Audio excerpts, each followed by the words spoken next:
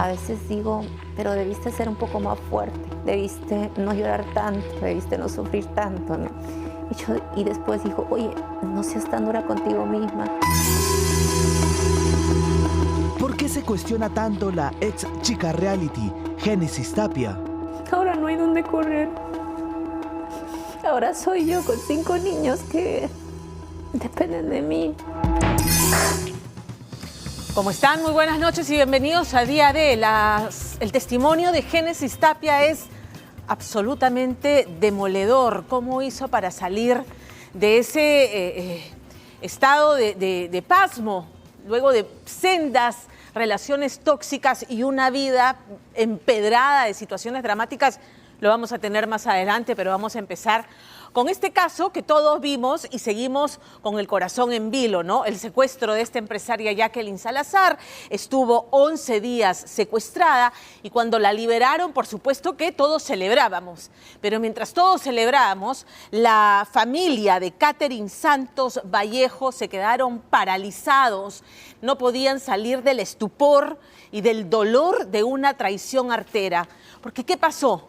Entonces, ese día se enteraron que su hermano era un delincuente, que había participado, Jesús Abraham Victorio Vallejos había participado en el plagio de Catherine Salazar y estaba confabulado con la organización de Eric Moreno Hernández, el monstruo. Terrible, tremendo, pero es que no solamente se lo llevaron a él preso, sino que arrastró a su padre y ambos están desde hace 14 meses presos en el penal de Halcón, a pesar de que el Ministerio Público ya ha admitido que no hay pruebas en contra de su padre. Muy bien, en mayo del año pasado la policía llegó a la funeraria de Santos Victorio, un próspero negocio que le permitió dar trabajo a sus 4 hijos y se lo llevaron detenidos porque él ignoraba hasta ese momento que su hijo, ¿qué es lo que había hecho? La empresa le entregó un celular, en ese celular insertó el chip desde donde se hicieron las llamadas extorsivas pidiendo el rescate por la empresaria Jacqueline Salazar. Cuando le han preguntado al hijo, tu padre, ¿qué nivel de participación tuvo en el plagio? Él ha dicho que ninguna. De hecho, desde el penal ha reclamado la inocencia de su padre y sin embargo siguen presos. ¿Por qué? Es que el Ministerio Público lo mantiene ahí, o por el Poder Judicial lo mantiene ahí si no hay pruebas. Ese es el reportaje de Romina Rossi. Yo sé quién es mi padre. Yo sé cómo mi papá empezó en esto. Mi papá trabajó conmigo en la música. Él se iba a tocar y a mí me llevaba en un canguro en la espalda. A mí nadie me va a decir, tu padre fue delincuente o tu padre le hizo daño a alguien, porque nunca lo hizo. Su padre la preparó para no temerle a la muerte. Pero ¿quién habría podido prevenir la traición de su propio hermano? Aquella que tiene a su padre preso y a sus abuelos desfalleciendo. Mi hijo no es malo. Mi hijo ha sido buena persona, buen hijo. A mí me mantiene, a mi esposa me mantiene. Él me da todo. Jamás permití a mis hijos meterse en problemas con la justicia. Ruego a Dios que mi hijo salga lo antes posible. Sufrimos mucho. Jesús Santos Victorio Acuña está involucrado con el criminal más peligroso del Cono Norte, nada menos que con Eric Moreno Hernández, alias el monstruo. ¿Cómo así este hombre de 56 años, padre de 4 hijos y empresario, terminó vinculado al monstruo? Y por apoyarle, por geolocalización, han intervenido mi número. ¿Conoce al monstruo? No. ¿Le dio celular? Cuidado, por favor. ¿Por qué la policía lo está interviniendo entonces? Por haber apoyado a mi hijo de Salazar. ¿Usted es el tío de Jacqueline? Así es. El 27 de mayo del 2024, la policía llegó hasta la funeraria de propiedad de Jesús Victorio y donde trabajaba junto a sus hijos para detenerlo. Se le acusaba de estar involucrado en el secuestro y tortura de Jacqueline Salazar. Tranquila, que está la policía, tranquila. Tranquila, Tranquilízate. ya. Jorge Salazar es mi cuñado. Ya. Desde el día del secuestro él me llamó para pedir apoyo. Ya, y yo llamaba a la policía por geolocalización, demasiadas comunicaciones, es lo que me están haciendo daño. El daño, en realidad, se lo hizo su propio hijo. El único hijo varón de Jesús Santos le habría clavado un puñal por la espalda. Mi hermano, hasta ahorita yo no entiendo por qué él decidió meterse. Mi hermano nunca le faltó nada. Mi hermano es casado y aún estando casado mi papá lo apoyaba. Mi hermano tiene una niña. Mi papá lo apoyaba. Él trabajaba acá. Fue ese el vínculo. La funeraria que tenía convenios con aseguradoras y empresas privadas y estatales, con una flota de vehículos moderna y de lujo. Jesús Victorio Acuña era un próspero empresario fúnebre que empleó a todos sus hijos. Su único varón, un joven alto y robusto, era el encargado del transporte en la empresa y cuya vida, supuestamente secreta para la familia, terminaría llevando a su padre a la cárcel. ¿por qué determina el proceso de secuestro y extorsiones? Por geolocalización de que había llamadas por intermedio de los secuestros. Hasta como 11 días, señorita Jacqueline.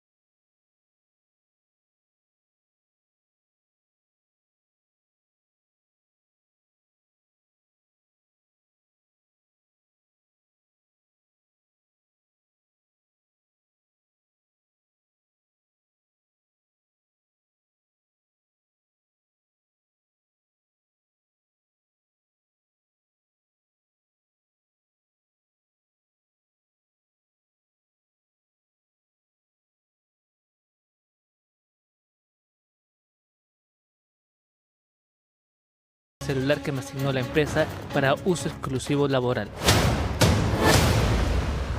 Mi nombre es Jesús Victorio Acuña, fundador y gerente de Funeraria San Martín SRL, empresa fundada el 3 de octubre de 1996. Hace casi 30 años, Jesús Victorio Acuña fundó la empresa que lo llenaba de orgullo, que le permitió vivir tranquilo y poder darle a sus hijos estudios y trabajo. El oficio fúnebre lo aprendió de adolescente, cuando su padre, don Francisco Victorio, le enseñó a él y a su hermano a pintar féretros. Mis hijos aprendieron a la fuerza porque no querían nada, ya les enseñaba yo. Tienen que aprender, pues, si quieren tomar desayuno, almorzar, ya trabajan conmigo. Y ahí aprendieron. Pero les gustó. Nosotros de provincia, todos provincianos somos trabajadores. ¿Y eso le enseñó a sus hijos? Eso le enseñó a mis hijos. Mis hijos más su mamá, el apoyo de su mamá. Mis hijos han salido bien. Buenos hijos, hermosos, lindos, los 4 hijos, excelentes hijos. Cada uno han progresado de acuerdo a su posibilidad, pero han crecido, cada uno, los 4. Don Francisco y doña Ernestina migraron de Ancash a Lima. Llegaron a Independencia, donde se instalaron y empezaron un taller de pintado de ataúdes. Y desde que sus hijos eran pequeños, les enseñaron a salir adelante trabajando. Trabajaba conmigo vendiendo su pan de yema, todo, su gelatina, su chupete. Conmigo trabajaba en la única, salió de adelante solitos. Ustedes han visto su empresa de mi hijo, ¿cómo está? Esa empresa lo he hecho solito, trabajando.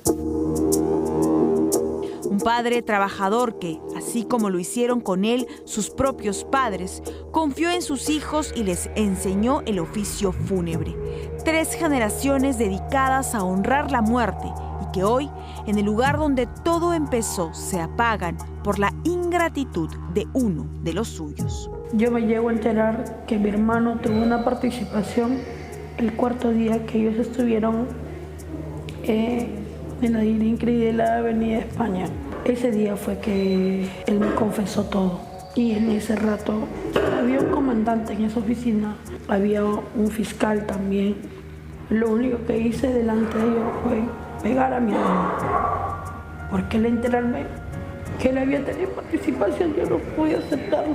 Y cada vez que recuerdo eso es lo que a mí me parte. Haber visto cómo lo tuvieron a mi papá, cómo lo sacaron de acá, cómo lo denigraron. Catherine, hermana mayor de Jesús Abraham, no podía entender cómo el engreído de la casa terminó desviándose. ¿Cómo es que la manzana cayó tan lejos del árbol? Nosotros desconocíamos que mi hermano estaba involucrado en ese problema. Lo único que sabíamos era que él participaba en lo de la barra de la U. Siempre le gustaba llamar la atención. No quiero decir de que lo haya hecho por eso, porque yo no soy psicóloga. Es difícil decir de que tu hermano es un delincuente.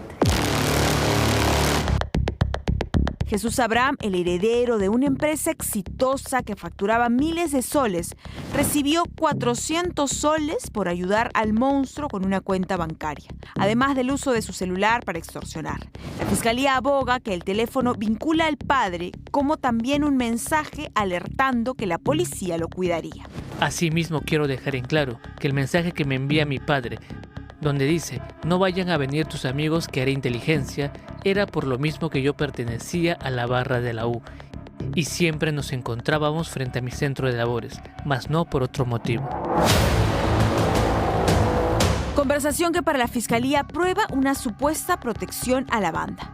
El Ministerio Público también toma en cuenta otra conversación que contradiría la implicancia de Jesús Victorio, quien además era familiar político de la víctima y acompañaba al padre de esta en sus conversaciones con la policía. Porque desde que mi hermano estuvo metido ahí en el apoyo del cuñado, le comenzaron a tomar fotos. En la misma ININCRI le han tomado fotos. Y está en el expediente. En el expediente está cuando el cabecilla dice, este chato nos está malogrando el negocio. ¿Y a dónde lo mandan esa foto? Al WhatsApp de los delincuentes. A ese WhatsApp le mandan este chato. Es ahí donde su hijo, mi sobrino, dice, ese chato es mi padre. Entonces, ¿qué significa eso? Que mi hermano no está involucrado. Que más bien estos sinvergüenzas, estos cabecillas, estos delincuentes, lo querían matar a mi hermano. Ellos lo han querido matar a mi hermano, porque comenzaron a llamarlo, a extorsionarlo, que tú tienes que pagar, después que le han rescatado a la señorita Jacqueline, comenzaron, y mi hermano estaba con miedo. El doctor Mario Amoretti es el abogado que defiende a Jesús Victorio Acuña. La Fiscalía le ha dado la razón en su defensa, pero aún así, Victorio Acuña sigue privado de su libertad, supuestamente porque no tiene arraigo laboral pese a ser empresario. En una audiencia de noviembre del año pasado, de cese de prisión preventiva, hago mención de que él no pertenece a la organización criminal, que la única vinculación es que el hijo que sí está involucrado en esta banda, en esta organización criminal, utiliza un teléfono de esta funeraria, que le asignó en su condición de empleado, para extorsionar al padre de la víctima. Resulta que el juez le dice a la fiscal, es cierto lo que dice la defensa técnica que Jesús Santo Victorio Acuña no está vinculado en la organización criminal. Sí, no hay pruebas. Lo dice textualmente. Y el juez lo repite en su resolución que deriva el cese de la prisión preventiva. Yo me siento verdaderamente más impotente, si yo fuera impotente, porque se dice que no deseo. Porque estoy en Guarmén, nos comemos un pescadito y él me contesta, cuando está cerca me llama. Y yo he entrado al edificio de secuestro el 17 de mayo, y ahí es su problema. Y el 19 de mayo yo no con el coronel, todo está en el celular. Tengo carta de mi papá, donde le pide que por favor lo ayude. Que por favor lo ayude. ¿Dónde se ha visto que un gerente de una empresa va a ser mandado preso sin participación del delito? El delito lo comete quien hizo la activación, más no el gerente de la empresa. El papá de Jacqueline era cuñado de Jesús Victorio. Buscando ayudarlo, mantuvo comunicaciones y hasta se habría reunido con el coronel Jorge Carpio, quien era jefe de secuestros y extorsiones. Cuando cité en su oficina, esta es una de las conversaciones. Bueno, acá hay un medio probatorio donde que figura el número del coronel y donde mi padre le envía las imágenes de la señorita para que puedan empezar su búsqueda. Estas son las conversaciones que él tiene con el coronel Carpio. El deslacrado del celular de Jesús Victorio, según su familia, no se habría realizado todavía.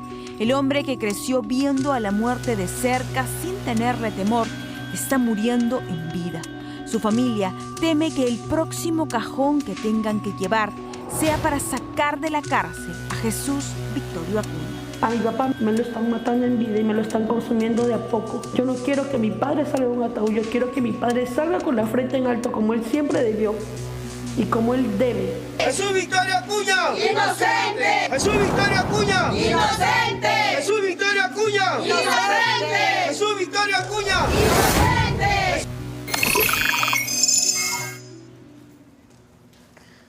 Vamos ahora sí con el testimonio de Génesis Tapia, que es demoledor y aleccionador a partes iguales, porque lo que media entre esa vida que todos hemos conocido bajo los reflectores, primero en los escenarios como bailarina de los grupos femeninos de cumbia más populares, pasando luego a los programas reality, a las series, a los programas cómicos e incluso al cine, porque sí, Génesis ha hecho también cine, y su emancipación luego de estudiar Derecho y finalmente separarse del padre de sus 3 últimos hijos, pues hay un compendio de experiencias dolorosas, traumáticas, que han pesado como una lápida en cada decisión que tomó en su vida hasta que dijo, basta ya.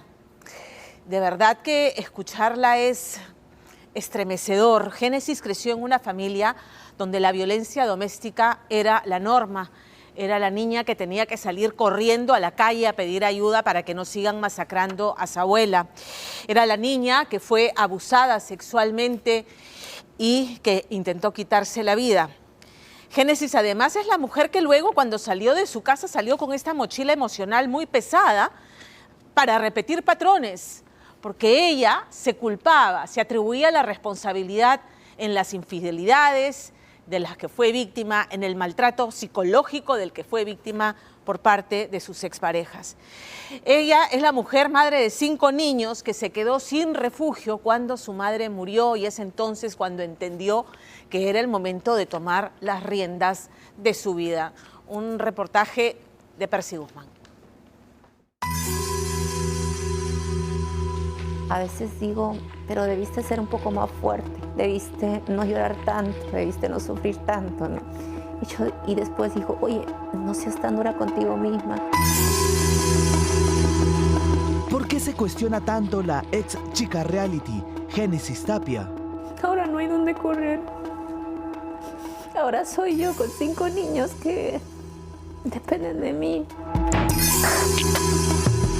Génesis Tapia revela los episodios más duros y delicados de su vida, situaciones que la marcaron para siempre.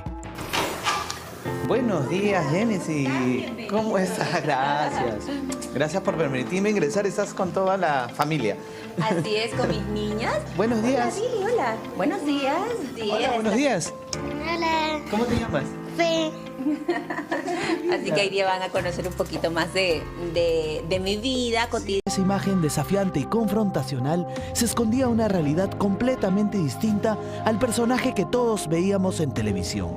La historia de Génesis estuvo marcada desde muy pequeña, cuando a los 8 años descubrió una dura y triste verdad en su propia familia. Yo me entero más o menos como a los 8 o 9 años que los que supuestamente eran mis hermanos eran mis padres biológicos. En mi casa, si bien es cierto, mi abuelo siempre fue muy engreidor conmigo, había mucho maltrato, ¿no? Mucha violencia física, mucha violencia psicológica. Entonces yo crecí aprendiendo a correr a la calle para pedir ayuda y no sigan masacrando a mi abuela. Luego, pues, mi madre biológica tiene la valentía de separarse de esta persona y mi madre rehace su vida.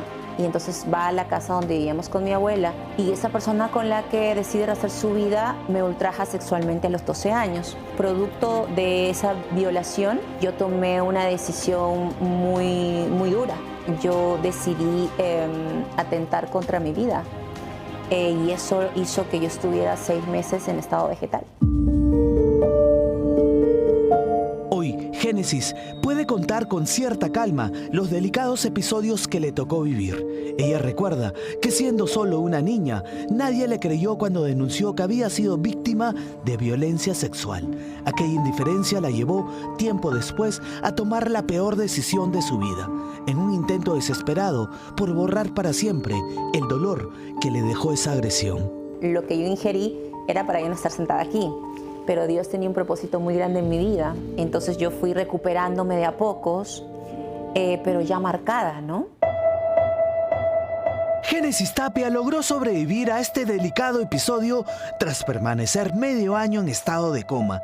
Pero lo que no pudo superar tan fácilmente fue el patrón que adoptó al comenzar a compartir su vida sentimental, un ciclo de relaciones marcadas por el dolor y el silencio, como la que sostuvo con el desaparecido empresario Carlos González cuando ella tenía apenas 19 años y él 40. Era una relación muy tóxica. Salían personas a decir cosas que realmente no eran ciertas y yo no tenía la fortaleza de defenderme como tenía que hacerlo, con las pruebas que en ese momento yo tenía. Entonces yo dejaba que hablaran, que dijeran. Estaba muy manipulada por el que en ese entonces era mi pareja, ¿no? No digas, haz esto, no haz esto, sí, el otro. Inclusive cuando hubo el episodio de violencia fue una locura porque cuando él me pide que me rectifique, y mi amenaza era él de la mano conmigo acompañándome a los programas para que yo me rectificara y él hablando con los productores. Carlos, ahorita que en paz descanse, pues creo que tuvimos una relación muy dañina, pero es que en ese momento que yo no concientizaba lo importante que era sanarme primero, no hubiera podido traer otra persona a mi vida porque, como te digo, yo no estaba sana emocionalmente. Génesis nos confiesa que no en todas, pero sí en muchas de sus relaciones sentimentales se repitió el mismo patrón: violencia, toxicidad y agresión. Ella es madre de 5 hijos, los 2 mayores de diferentes padres y los 3 menores, fruto de su relación con Quique Márquez, el hombre que le dio el sí en el matrimonio civil hace ya 9 años. Esta relación fue una relación bonita en un inicio, como todo. Antes del AMPAI yo no había tenido episodios de infidelidad con él. Lo que yo tenía era más un tema de caracteres, un tema de mentiras en otros aspectos, ¿no? Que siempre era lo que ocasionaba las discusiones entre los dos. Cuando todo era felicidad en su matrimonio, en el año 2018, Génesis decidió estudiar la carrera de Derecho, sin descuidar su rol de madre ni su faceta como empresaria. Con su esposo Quique en casa, sentía que contaba con su apoyo, pero en el fondo, nos confiesa, estaba siendo manipulada. Él sabía de dónde yo venía y entonces él logró que muchas veces los errores de él yo los considerara como propios. Cosas como, yo te miento, pero es porque tú lo ocasionas. Tú eres la culpable. O sí, pues, me pasó lo del AMPAI. Al comienzo él estuvo muy sumiso y todo, pero después, sí, pues, es que todo eran tus estudios y no me das atención. Génesis reconoce que la relación tóxica que vivió con su esposo la cegó por completo. No me sentía bonita, no me sentí inteligente. Yo he sido becada por excelencia en Brasil, teniendo especializaciones, consideradora extrajudicial, ahora magíster, todo con las mejores calificaciones. Pero yo sentía que no era capaz de nada. Imagínate qué tan ciega y qué tan contaminada estaba, porque yo no había tomado conciencia de lo importante que era comenzar a sanar de una vez las heridas que yo arrastraba años atrás. Comenzar a sanar no fue nada fácil para Génesis, sobre todo considerando que su hijita Fe nació con un delicado... Cuando va esa verdad a medias, ya hubo un punto de quiebre importante y yo comienzo a sangrar. Y fue por eso que al día siguiente a mí me llevan de emergencia a la clínica, y es en la clínica donde yo veo el amparo, porque a mí me querían sedar. Yo dije, no me van a sedar porque me voy. Quiero verlo. Y me pusieron a un psicólogo, varios doctores, esperando a lo que podría pasar si es después de que yo viera eso, ¿no? Desde ahí nada fue igual ya. A pedido de su esposo, quien le solicitó acompañarla en el embarazo, Génesis decidió volver a priorizar a sus hijos. Hace 5 meses, el pequeño Adonai lamentablemente nació con una anomalía cardíaca congénita.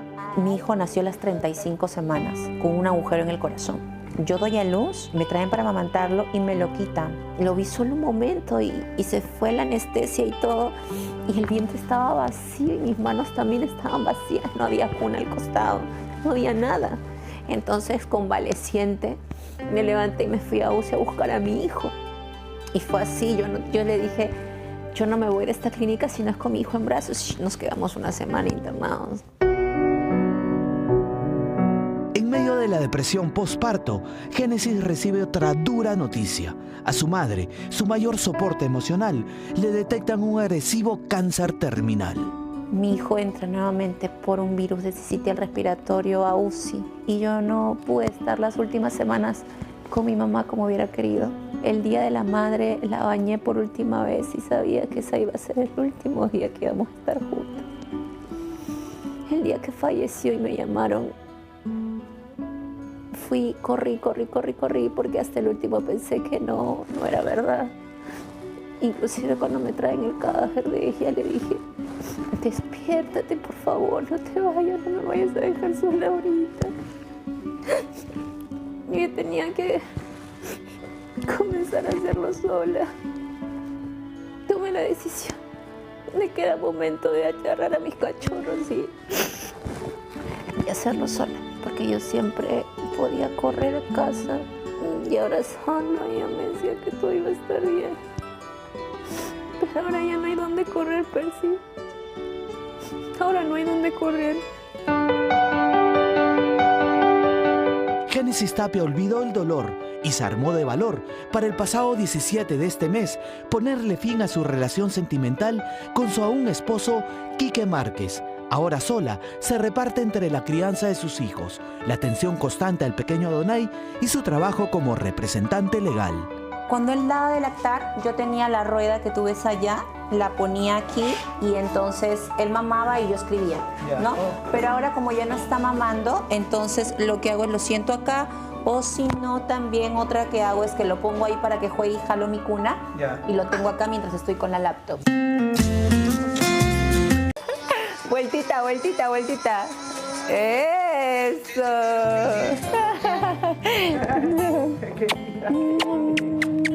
Es lo máximo. Sí, pero es lo máximo. Eres el soporte de tu mamá.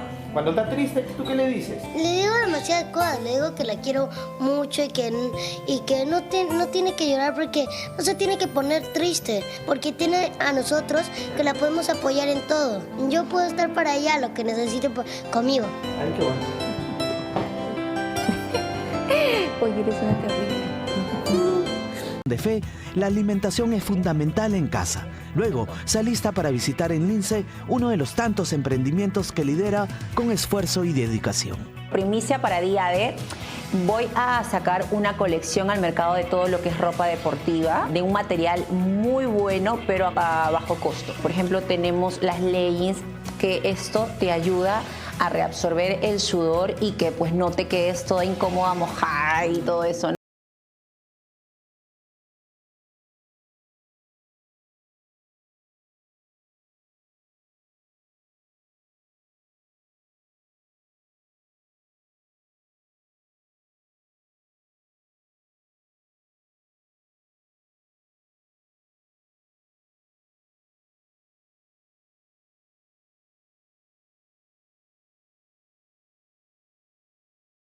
Para enfrentar los casos que nos vienen, ¿no? Génesis está a la espera de su colegiatura para poder litigar en la corte y desde su profesión ayudar también a muchas mujeres. Hoy, la doctora Tapia ha desnudado su alma y abrió su corazón con la esperanza de que su historia no se repita en otra víctima. Créeme, no importa dónde estés ahora, se necesita solo que tomes la decisión para salir de ese círculo vicioso en el que puedas estar experimentando ahora un dolor que realmente lo único que hace es consumirte. No sacrifiques tu paz, no sacrifiques tu amor propio por nada. Y recuerda, si eres madre, que tus hijos van a imitar tus acciones y no tus palabras. Agárrate de eso y sal de ahí.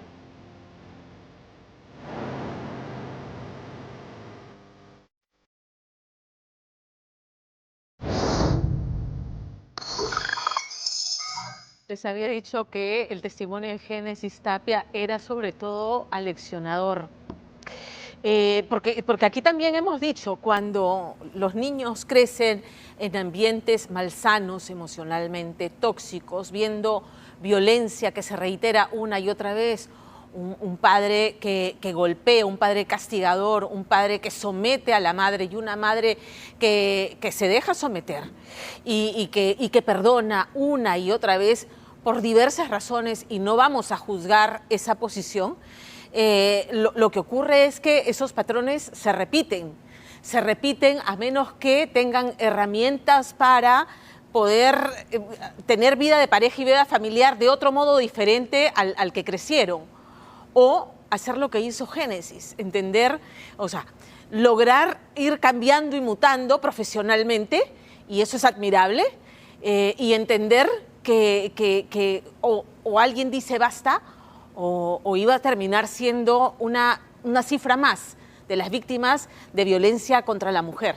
Entonces eso yo lo aplaudo, lo reconozco y le agradezco haber compartido, porque no es fácil colocarse bajo los reflectores, porque ella está acostumbrada a hacerlo, para hablar de las debilidades, para hablar de eso que la hizo sufrir tanto.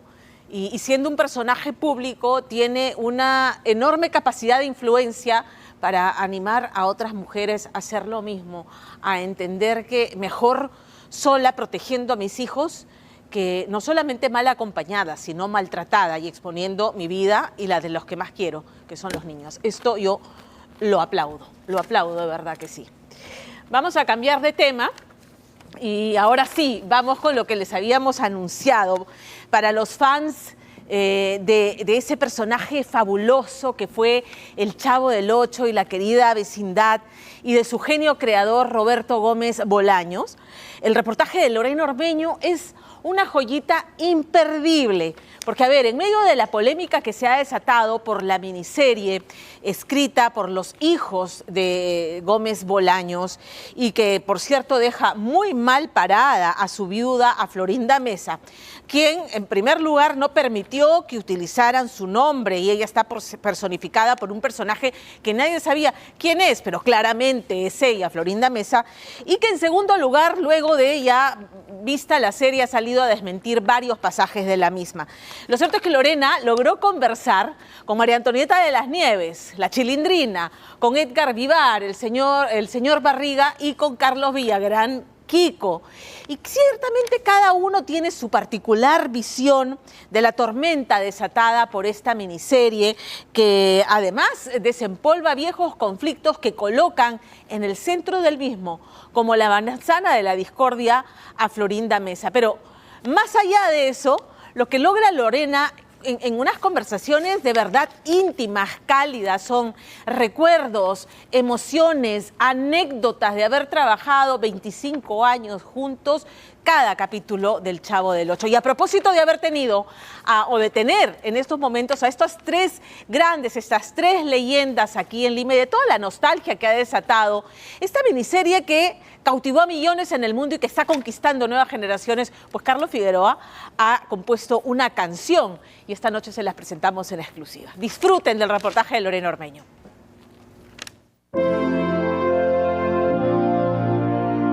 En algún momento usted ha dicho que era de algún modo como su padre. Para mí sí. Para mí sí fue muy cercano. Estuvo en los momentos más difíciles de mi vida. Hay una fotografía de su boda, está él y también está la señora Graciela en su momento. Claro, por supuesto. ¿Graciela qué fue para usted?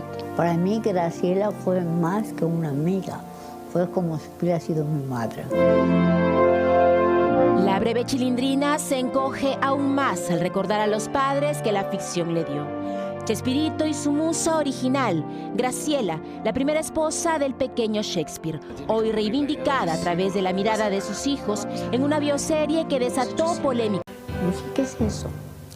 Pues mira, es ponerle voz a un artista en la televisión. Ellos están hablando en inglés, pero se les pone títulos en español y tú tratas de meter tu vocecita en ese personaje. Primero hice a Pebbles. Entonces, a mí no me dejaban entrar a los estudios hasta que fui periodista del Heraldo de México. Y con la credencial del Heraldo me metí a los estudios de televisión y les pedía trabajo a los titulares de programas. Roberto Gómez Bolaños me dijo a mí, vas a ser un niño. Fui a vestuario, encontré el traje de marinerito, me puse una gorra para no tener a profundas recetas y bueno, me vestí de Kiko y llegué con Chespirito y le dije, ¿quieres que hable así como niño? ¿O que te hable así? Ahí nace Kiko. La primera vez que me dijo que iba a hacer el papel de una niña, dije, ¿qué voy a hacer para que la gente crea que soy una niña? El tamaño ya lo tengo. Sí. Entonces, quité las pestañas postizas, me puse pecas, me quité el diente con un lápiz negro, me hice 2 colitas chuecas. ¡Ya dije! ¡Ya dije! ¡Ya dije! ¡Ya dije! ¡Ya dije! Primero se hace una prevención, ¿ya? Y luego se enchocan las piernas. ¿Ya?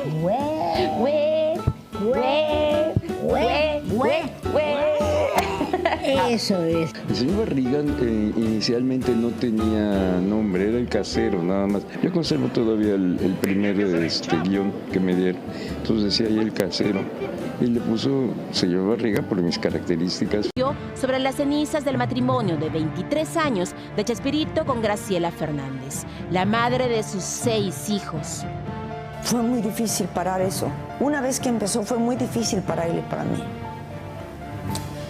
Parecía que hubieran tenido detenida a una fiera. Yo le dije, acepto, pero con una condición muy grande, ¿eh? Yo no quiero ser una más en tu vida. Yo no quiero ser una mujer más, quiero ser la mujer. Y él me contestó algo bellísimo, que además cumplió. Cuando un vaso está lleno, no le cabe nada más. En 2020, Florinda Mesa recibió a Día D en la mansión que compartió con Chespirito y recordó así el tormentoso inicio de su amor. Habían pasado 6 años de su muerte y más desde que Carlos Villagrán asegurara que él también tuvo un fugaz romance con ella. Florinda prefirió ignorarlo, aunque su chihuahua mostró convincentemente sus sentimientos por Kiko, por lo que hasta hoy llama una mentira. Es basura. Lo demás es nada. Son hojas secas que se llevó el viento. No sirve. A más de 50 años del estreno del Chavo del Ocho y 11 de la muerte de su creador, la bioserie escrita y dirigida por 2 de sus hijos renovó el amor por el programa, pero también la polémica por los secretos en el barrio. Florinda Mesa como el quiebre del universo Chespirito y Graciela Fernández, la mujer tras el genio. ¿Y es verdad la influencia que tuvo ella al crear parte de, por ejemplo, la ropa que usó el Chapulín Colorado? Sí. ¿Sí? Sí, ella la ideó. Y del Chavo, pues también. Ese gorrito que se ve fue ideado por él porque en la serie parece que lo hubiera atesorado desde niño. Sí. La leyenda en creación, en lo que al inicio fue una familia. Estuvo en los momentos más difíciles de mi vida, la muerte de mis papás. Y él siguió siendo igual, como si fuera mi papá. Fue maravilloso para mí sentirme tan importante para Chespirito como su familia. María Antonieta inició muy pequeña en la televisión y tras la muerte de sus padres, Roberto y Graciela, la acogieron como su séptima hija. Mi esposo era divorciado y a los 3 años de casado quedó viudo. Entonces su única hija se vino a vivir con nosotros. Graciela me ayudó muchísimo. Ella me dijo lo que debía hacer, lo que no debía hacer. Cuando mi mamá falleció, yo estaba en el hospital dando a luz. Y Graciela estuvo todo el tiempo ahí conmigo, cuidándome.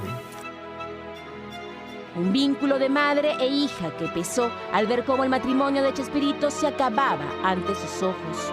Se ve un momento que ustedes, como la conciencia de él también, ¿no?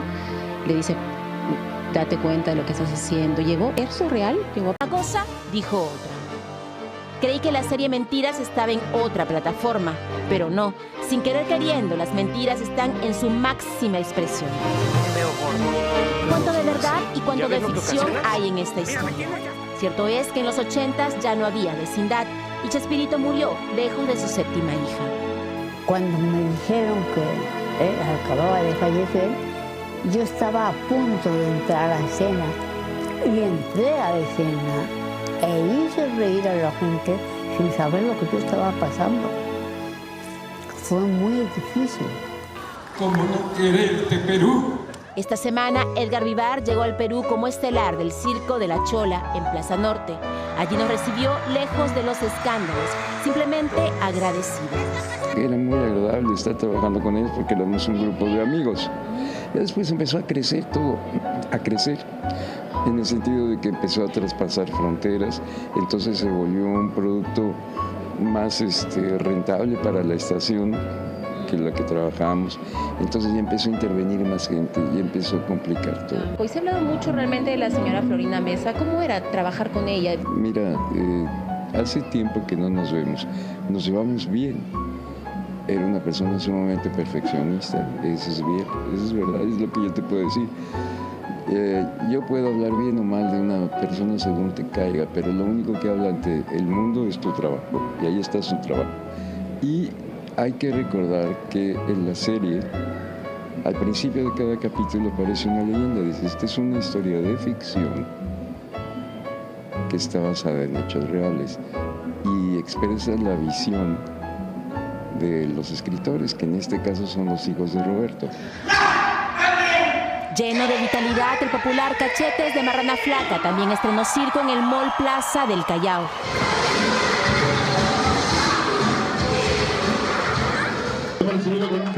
Elimina el papel de ególatra, como lo muestra la bioserie, que cuando quiso ser el peligroso Guajinais y con 82 años prefirió recordar lo bueno. Si alguno de los integrantes del programa del Chavo hubiera estado inconforme, el televidente lo hubiera notado. Si alguno de nosotros hubiera estado mal, se refleja luego. Y nadie estaba mal, era una familia completa. Las peleas son para la chusma. Sus recuerdos son distintos a los de la Chilindrina, aunque todos concuerdan en Don Ramón, que fue mi amigo de toda la vida, más allá del programa. Y les voy a contar una anécdota. Él ya estaba muy enfermo, yo iba a ir a trabajar a Santa Cruz, Bolivia. Me fui a despedir al hospital de él. Yo sabía que ya no lo iba a volver a ver y empecé a llorar. Y le di un abrazo y me dijo, ya, no llores, cachetón. Allá te espero. Y yo le dije con el señor, no te hagas tonto allá abajo. Y como cada año, la Chilindrina llegó al Perú ahora como estrella del Circo Estelar, en el Mall del Sur, pero esta vez con una invitada, Paola Montes de Oca, la actriz que la interpretó en la bioserie.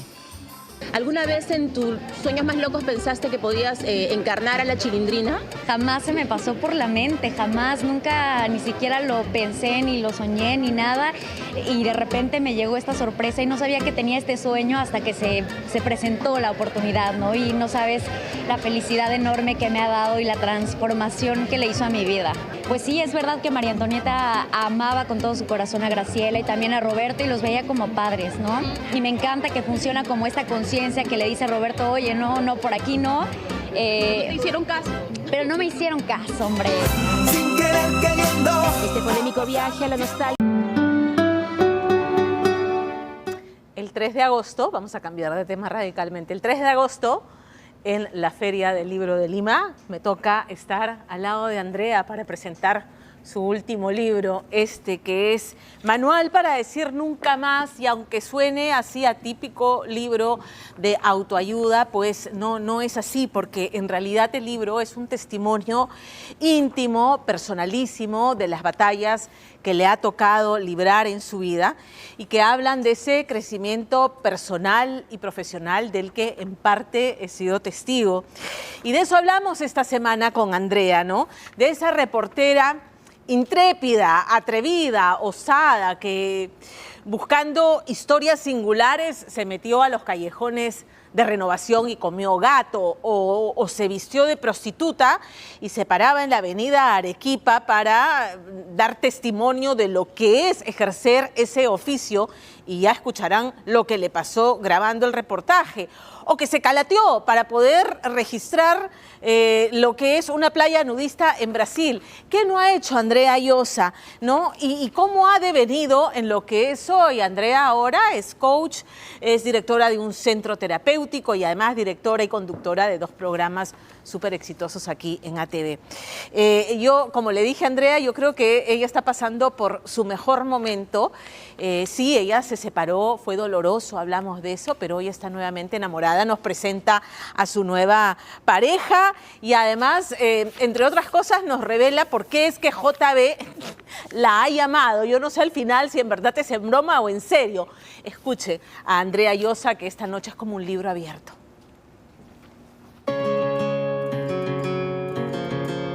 Qué gusto conocer al amor de la vida de Andrea. La veo tan brillante y enamorada que me encanta.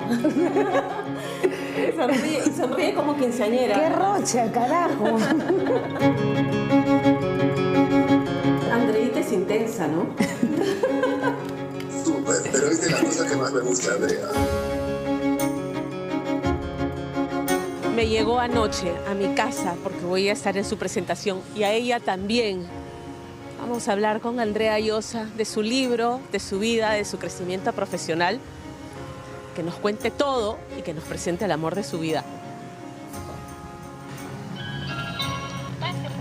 Gracias.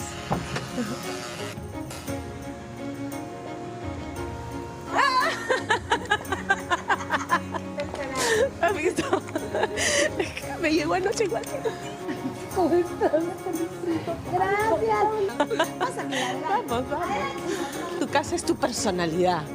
Absolutamente. Este eres tú.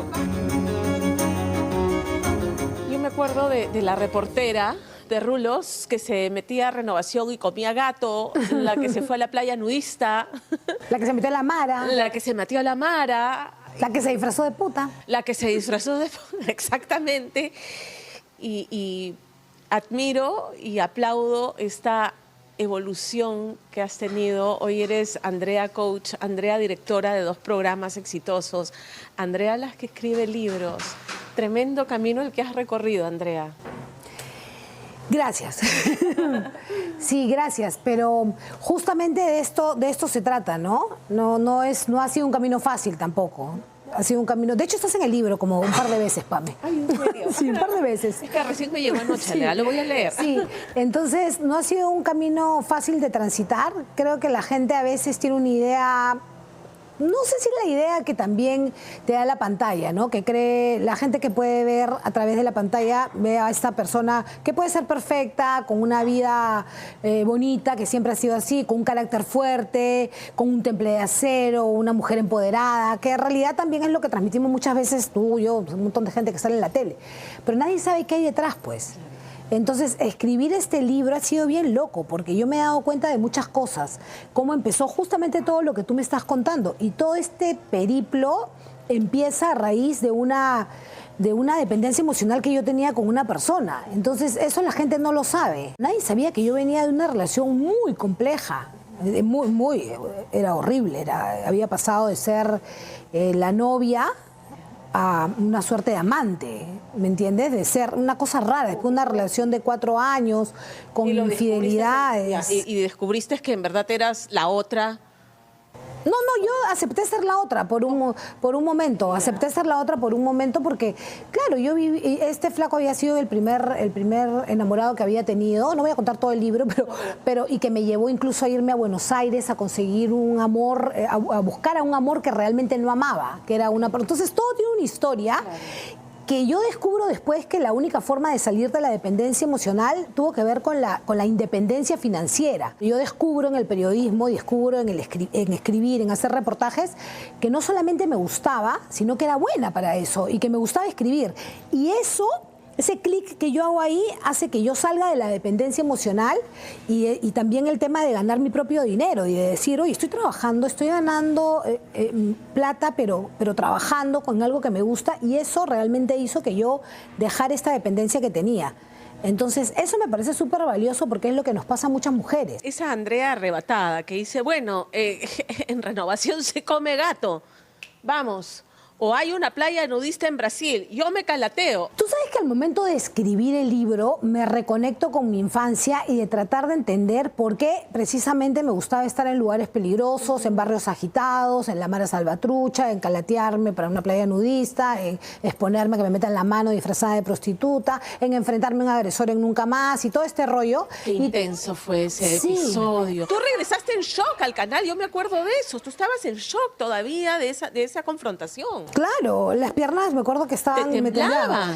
Yo estaba indignada además por todo lo que había pasado detrás, ¿no? De cómo había tratado a esta mujer que le había dicho, pero de chola, india, palabras realmente ofensivas a la mamá de los hijos. Fue horrible, además se ha viralizado. Todo tiene sentido cuando yo empiezo a escribir el libro y empiezo a darme cuenta de qué era lo que a mí me había pasado de niña. ¿Ya? Y era que cuando tenía unos 6 años, 7 años, a mí me gustaba jugar con niños porque me parecía más divertido. Entonces yo me emociono y subo un cerro y me agarran a pedradas. Y yo regreso a mi casa con una cosa bollada acá en mi pantalón de parche después de cuero porque paraba todo el día en la tierra. Y me dio tanta cólera y sentí tanta impotencia que dije, espera, aguanta, no me están viendo igual que ellos. Claro. Porque gritaron niñas, no, y me tiraron piedras. Yeah.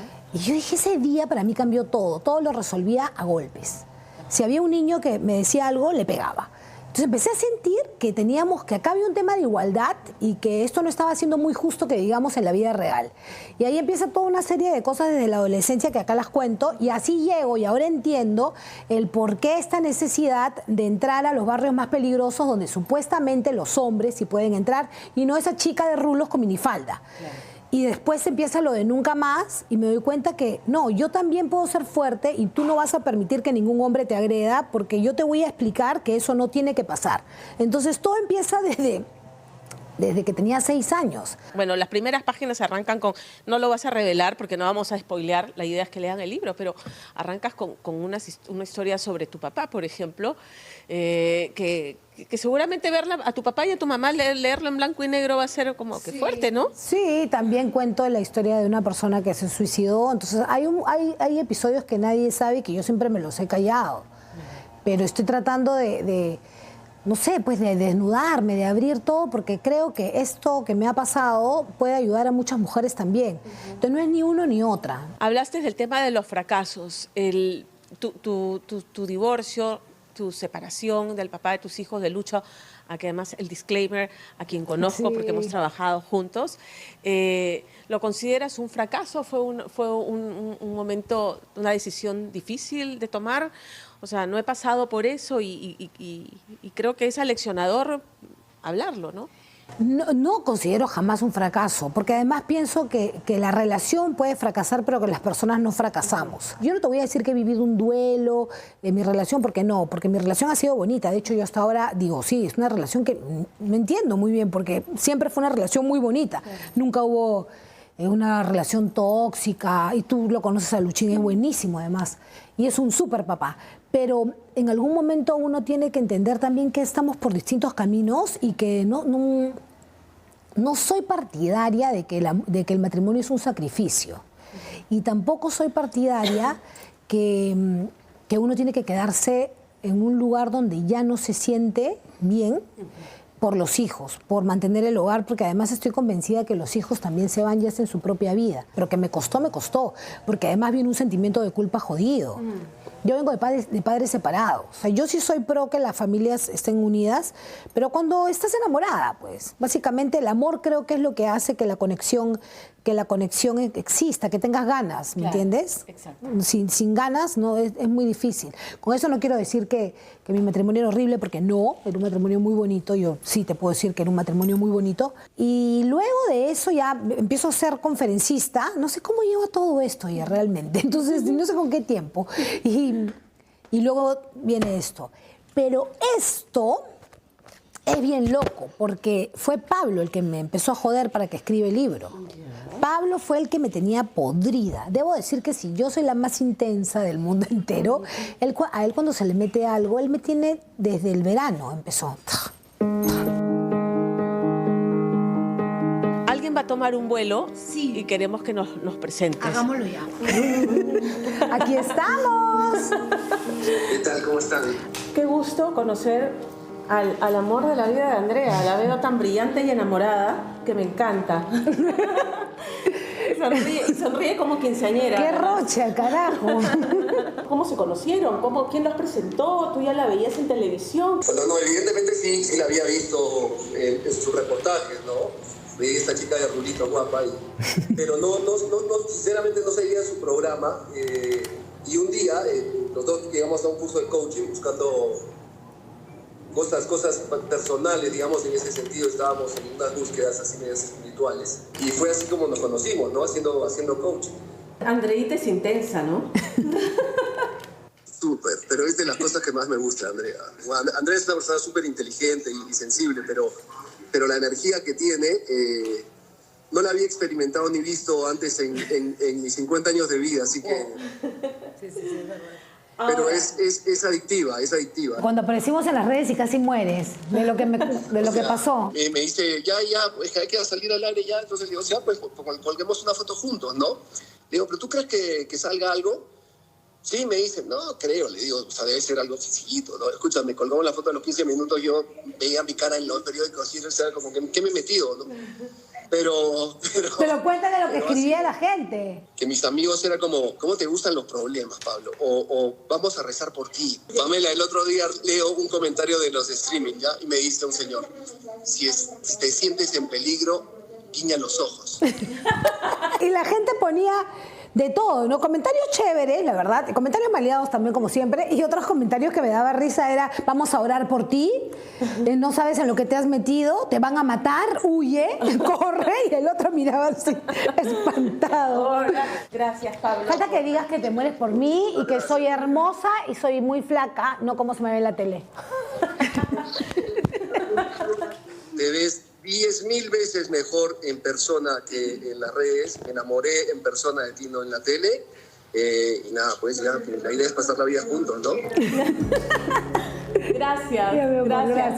Buen viaje. Oye, llegando me llamas, ¿ah? Mentira. Llegando es mentira. Entonces, chao. Buen viaje, amor. Chao.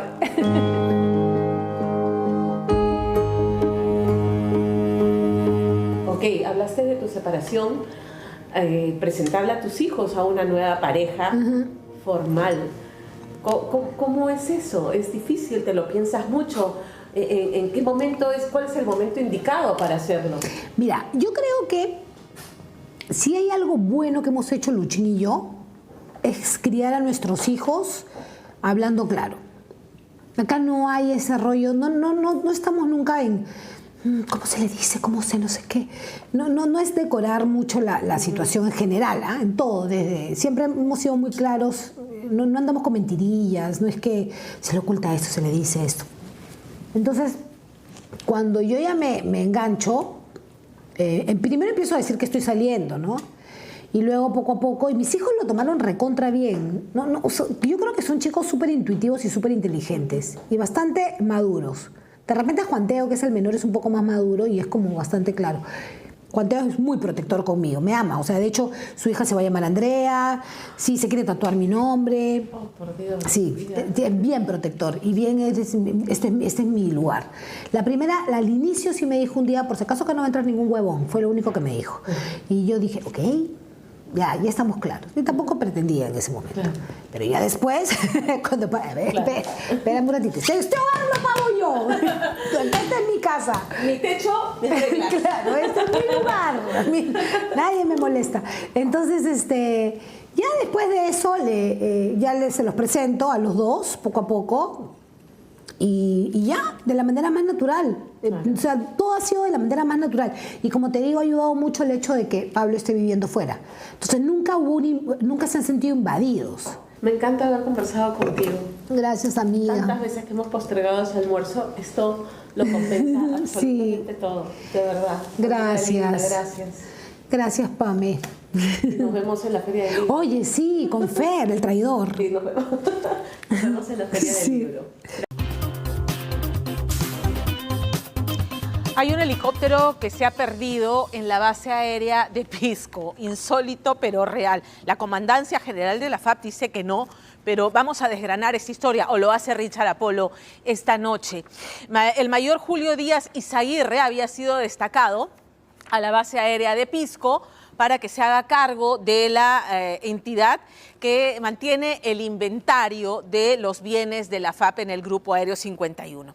Entonces, quien tenía que asumir la presidencia, pero antes de que esto ocurriera, quien lo precedía, quien había ocupado ese cargo, le dice, oye, ¿sabes que hay algunos faltantes? Naves siniestradas, hay algunos faltantes porque físicamente no están las naves, no están aquí en la base.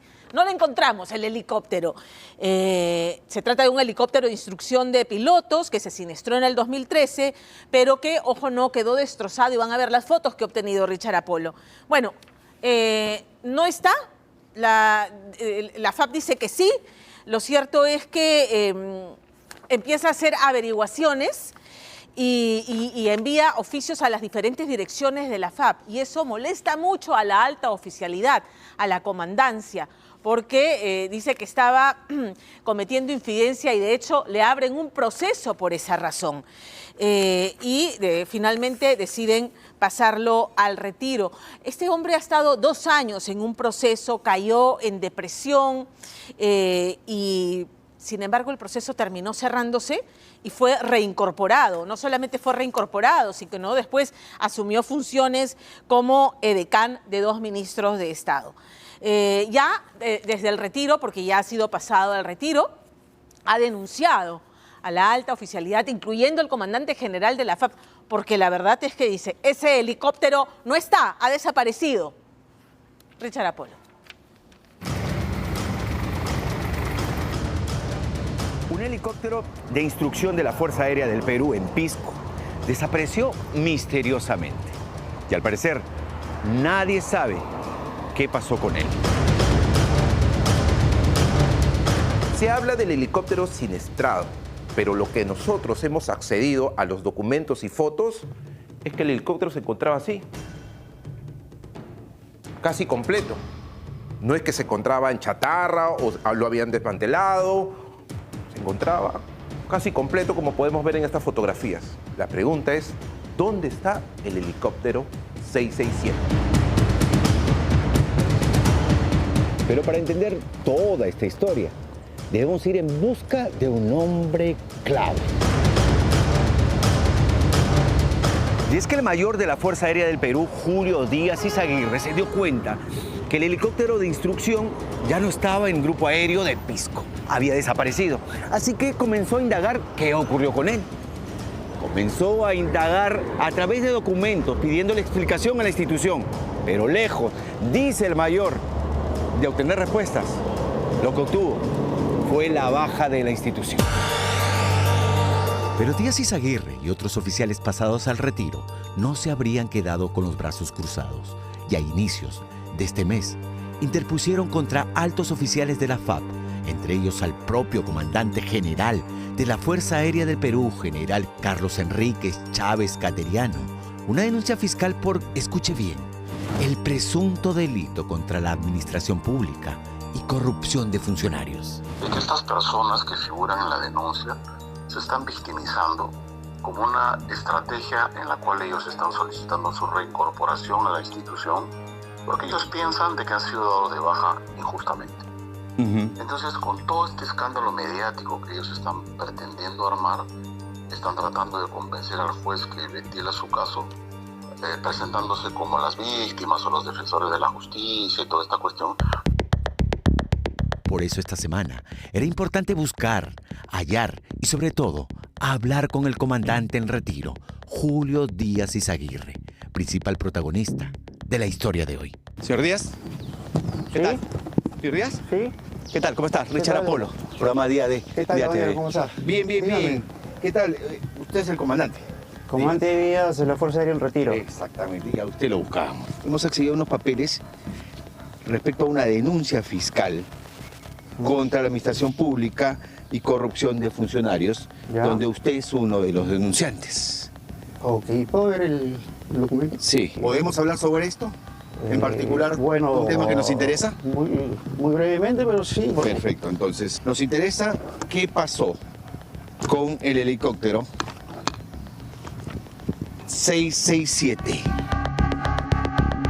Y es que esta historia que a continuación desmenuzaremos incluiría no solo la búsqueda incesante por saber qué ocurrió realmente con el helicóptero 667, sino en el camino, denuncia el comandante Díaz, se habría sucedido una serie de hostigamientos por parte de altos mandos en Pisco para no ahondar más en el asunto. Acá había una acta notarial. Sí. Lo que se lee aquí es de un audio que se ha notariado. ¿Qué audio es este y quién es el que participa en este audio? Él es el comandante Álvaro Gutiérrez, en ese tiempo comandante, ahora coronel. ¿Ya? Álvaro Gutiérrez Rey, que era el segundo comando de esta base. ¿Y le manda un audio? Y me manda un audio a mi WhatsApp. Escúchame, Díaz, te voy a dar una orden. Deja de estar consultando fuera de la unidad. Es un tema que puede ser sensible y puede afectar o no la imagen de la unidad. Mientras más toques temas de este tipo, peor es. ¿No te das cuenta, ¿no? Está bien que quieras cuidarte, todo lo que dices. Yo no estoy diciendo que no lo hagas. Pero ya me está llegando esa actitud, porque al final también te digo que repercute en la dirección de esta unidad y yo soy parte de esa. Me vuelvo a enterar, me vuelves a decir de que das parte afuera, consultas afuera, ves algo con alguien afuera, ¿ok? Y ahí no va a haber contemplaciones de la mínima falta contigo. ¿Usted cómo lo tomó? Yo lo tomé como una especie de llamada de atención, pero también una especie de hostigamiento o amenaza. Pero como todo en la vida, este asunto también tiene un inicio y será a finales del 2020 en el Grupo Aéreo 51 en Pisco, cuando dice el comandante Julio Díaz Izaguirre estaba a punto de asumir la presidencia de la Junta de Reconocimiento de Altas y Bajas de los Bienes del Estado, en este caso, los bienes que la FAC poseía en el Grupo Aéreo 51. Sin embargo, cuando estaba a punto de asumir el cargo, la saliente presidente de la JURAP, la mayor Pamela Vilela, en esta acta de transferencia de septiembre del 2020, advertía no solo la falta de orden y control en la documentación de la JURAP, sino además señalaba al parecer que existían bienes que no se encontraban en la base y ello imposibilitaba, decía, iniciar un proceso de baja. Uno de esos bienes, al parecer, era el helicóptero de instrucción con matrícula 667, el cual, en el 2013, había tenido un accidente en Pisco donde milagrosamente 2 oficiales habían sobrevivido y el helicóptero, según las fotos de aquel día, había quedado así. Es decir, al parecer no existía un expediente de trámite de baja de esta aeronave siniestrada. Sí, en principio fue lo que me dijo la mayor que acabas de referir, ¿Ya? Vilela. ¿Qué le dijo usted? Ella había intentado de dar de baja la gestión, hacer la gestión, perdón, de baja. ¿Cómo está? Del 667, pero me explicó en el relevo de que no lo hallaba en la unidad, no lo encontraba. Por lo menos yo me enteré que no estaba en la unidad el año que yo llegué a trabajar a la base de Pisco, que fue en el 2020. Según el ahora oficial pasado al retiro a finales del año pasado, Díaz Izaguirre, con tantas irregularidades en el 2020, decidió no solo no firmar el relevo para hacerse cargo oficialmente de la JURAP, sino además se embarcó en la tarea de hallar el helicóptero de instrucción 667. Más aún, cuando los altos mandos en Pisco pedían, dice, de forma irregular, darle de baja sí o sí, ha dicho helicóptero. Es más, acá dice relevo no efectuado. Ahí está. Está la mayor Vilela. Sí, claro.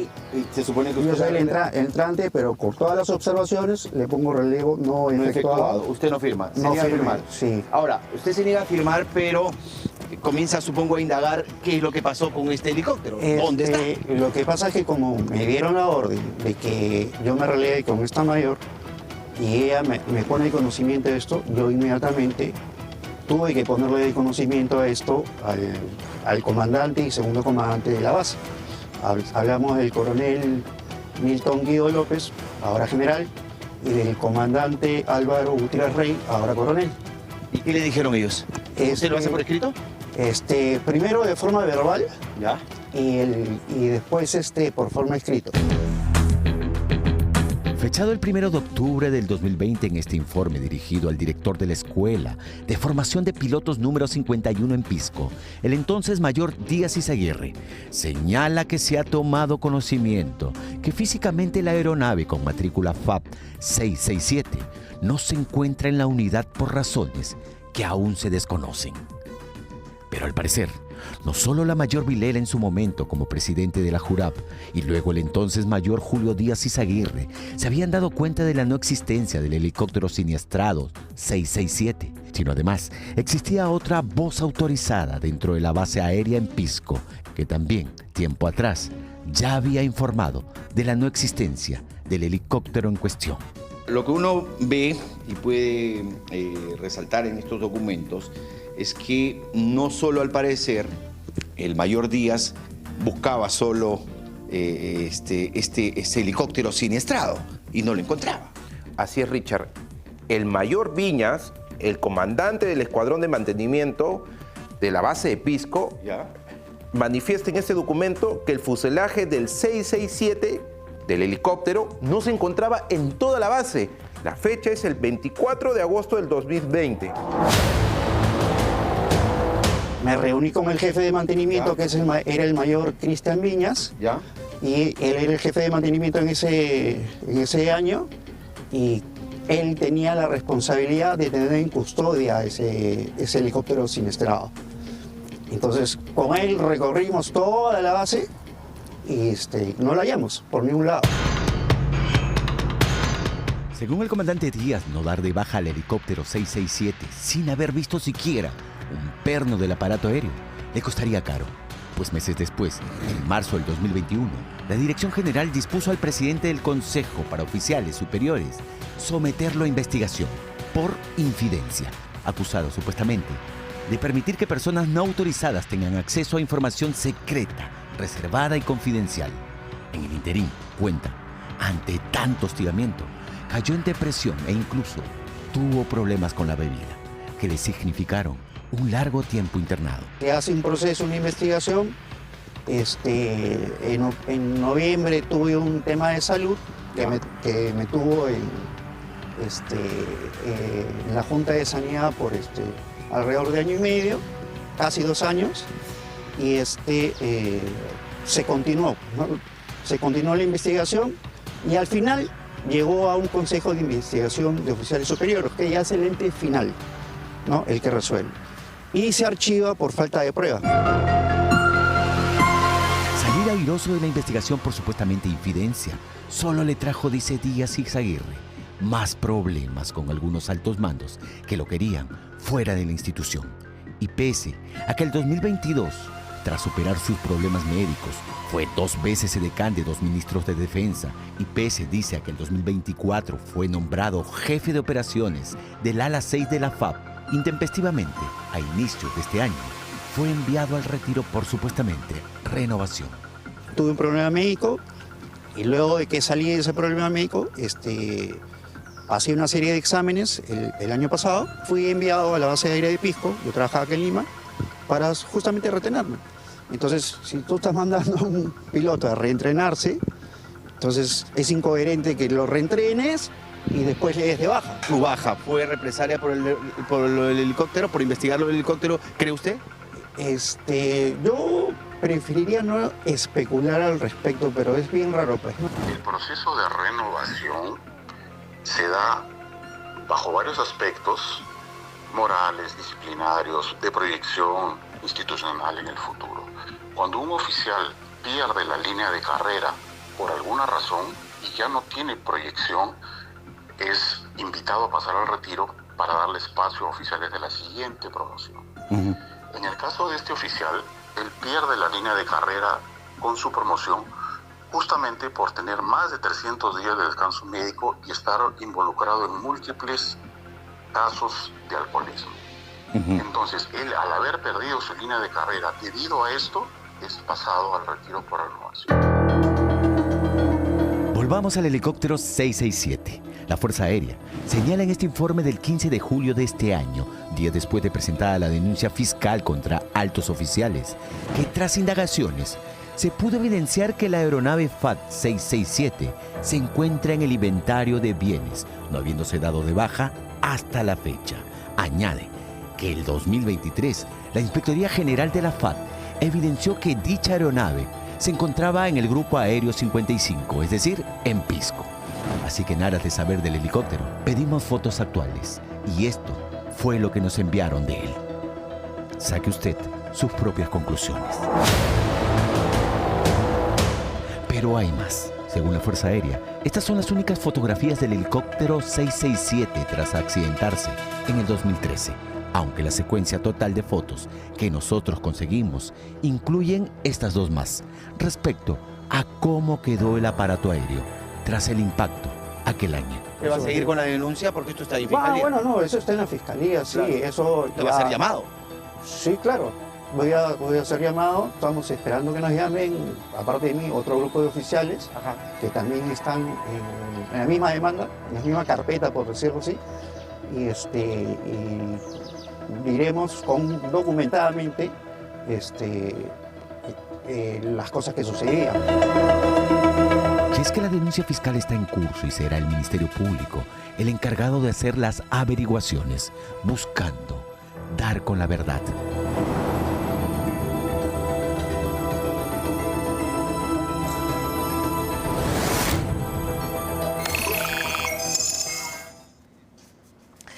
Vamos a cambiar de tema para hablar de quienes imparten justicia, ¿no es cierto? Que están allí en la sala dictando sentencias, ¿no? El archivo de los documentos, las carpetas, en fin, no solamente son magistrados, son auxiliares, todo un conjunto de personas que hacen posible, ¿no?, hacer justicia en el país. Pero no solamente se dedican a eso, particularmente en la Corte Superior de Justicia de Lima, porque además de recitar sentencias y ayudar a que esto ocurra, dedican largas horas libres, por supuesto, para ensayar, porque esta corte ha formado un coro lírico que se presenta en diferentes escenarios. Amigos de Día D, no se imaginan quiénes son los integrantes de este coro polifónico que canta muy bonito. Solo les puedo adelantar algo, un chismecito. Ellos también cantan en los tribunales y en la corte. Vamos a iniciar esta audiencia el día de hoy, 15 de julio del 2025, en el expediente 1230-2023. Antes de ser testigos de la firmeza con la que sentencia la jueza penal del segundo juzgado unipersonal de la Corte de Lima, la doctora Silvia Villar, les presentamos a los integrantes del coro polifónico, conformado por trabajadores jurisdiccionales y administrativos de la Corte Superior de Justicia de Lima. ¿Quién puede imaginar que en la Corte, en la sede Puno Carabaya, trabaja el asistente judicial Carlos Antonio Meléndez Ortiz, un corista de vocación que, entre el ingreso y la recepción de documentos legales, descubrió que su pasión no estaba precisamente amorcito, ahí te seguiré. A pesar de su herencia criolla, Carlos nos cuenta que el swing lo lleva en la sangre, porque es salsero de pura cepa. Es más, en sus tiempos libres, se gana la vida cantando conquistar a sus compañeros de la mesa de partes de la sede Puno Carabaya de la Corte Superior de Justicia de Lima. Y ahorita vamos a conocer a mi jefa. A tu jefa, ya, vivo eres, ¿no? A la jefa quieres presentar, ¿no? Sí. Para quedar bien, para quedar bien. ¿Cómo estás? Buenos días. Sara Santillán. Por favor. Gracias por la visita. Por favor, ¿cómo está? Buenos días, qué gusto. Desde aquí, desde el Poder Judicial de la sede Puno Carabaya, presentamos al artista Carlos Meléndez Ortiz con ustedes. Palmas. La doctora es la encargada de elaborar los oficios y expedientes que se notifican a todas las partes involucradas en un juicio, incluso a aquellos que terminan en la cárcel. Elaboro las notificaciones. ¿Usted elabora las notificaciones? Claro, de cada expediente. Por ejemplo, acá tengo uno. Ya. Esta es una prisión preventiva que han señalado audiencia para el 8 de agosto. ¿Qué significa el tema de su trabajo, la justicia, repartir justicia o notificar justicia? Para usted, ¿qué significa esto? Para mí es un compromiso bastante con toda la ciudad, ¿no?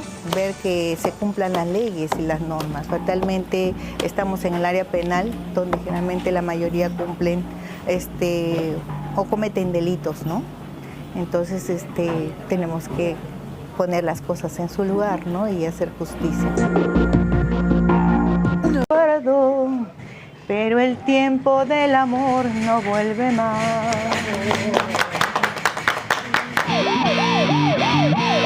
De los módulos nos trasladamos a la sala de audiencias de la Corte Superior de Justicia. De entonar el Contigo Perú con orgullo, ahora le toca a la jueza cantarle los delitos a un procesado por hurto agravado y con la misma entonación dictar su condena. Condenar del delito de hurto agravado en grado de tentativa y como tal se le impone la condena de 5 años, 7 meses y 26 días de pena privativa de la libertad. Damos por finalizada esta sesión de juicio. Buenos días. La jueza Villar acaba de dictaminar 5 años de pena y ahora la vemos ahí en su despacho. ¿Todo bien con el dictamen, jueza? Así es. Bueno, ustedes han presenciado el trabajo que acabamos de realizar, una sentencia con condena efectiva para una persona que cometió hurto agravado. ¿Pero quién es esta jueza que imparte justicia en la Corte Superior de Lima?